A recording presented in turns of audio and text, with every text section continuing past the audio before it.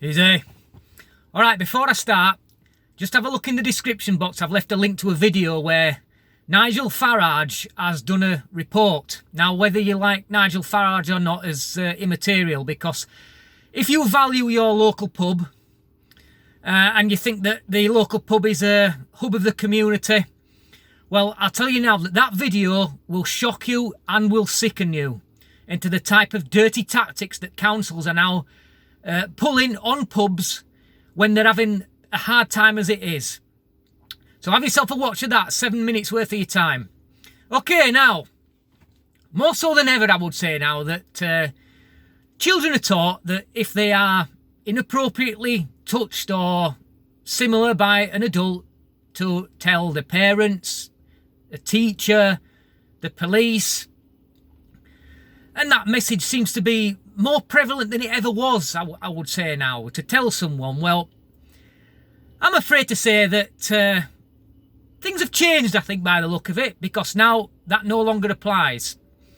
If you see a minor being indecently assaulted, or if a minor tells you that they have been sexually assaulted, what you should now do is ignore it.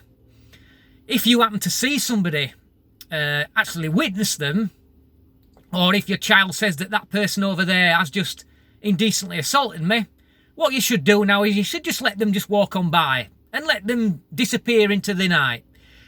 Because if you tackle them, you very might likely end up going to prison.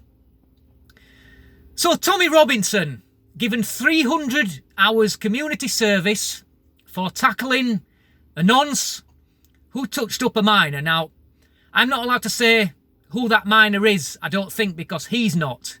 Something to do with anonymity rules, I guess. But I think everybody watching this video knows what I'm talking about, what happened at Centre Parcs, who it was that was indecently assaulted and why Tommy reacted the way he did. But at least some element of common sense has prevailed here, because just for once they haven't sent him to jail. But 300 hours community service, that's a lot of time, is that? But why he acted the way he did, it's quite obvious.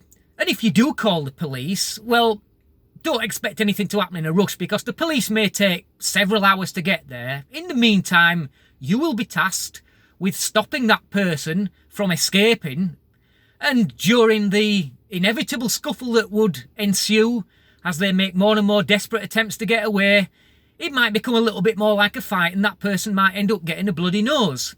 If that happens, expect to be charged with assault, expect to go in front of a judge without a jury, yet again, and expect to possibly go to prison. So the message that they've put out with this, by finding him guilty of assault over tackling a paedophile in Centre Parcs, is one where if I was watching this and I was a father, I would be worried that if a child came to me and said that they're being decently assaulted, my instinct would be to do something about it. Now, I would be very fearful of doing that. And with that judge's decision, this is now what they have unleashed. They have unleashed a different system where people are frightened of coming forward and reporting it. And just to save themselves, they are more likely just to turn a blind eye and let the crime go unpunished and let the person escape. Well, way to go, Judge. Brilliant idea. Thanks for watching. Until next time, easy.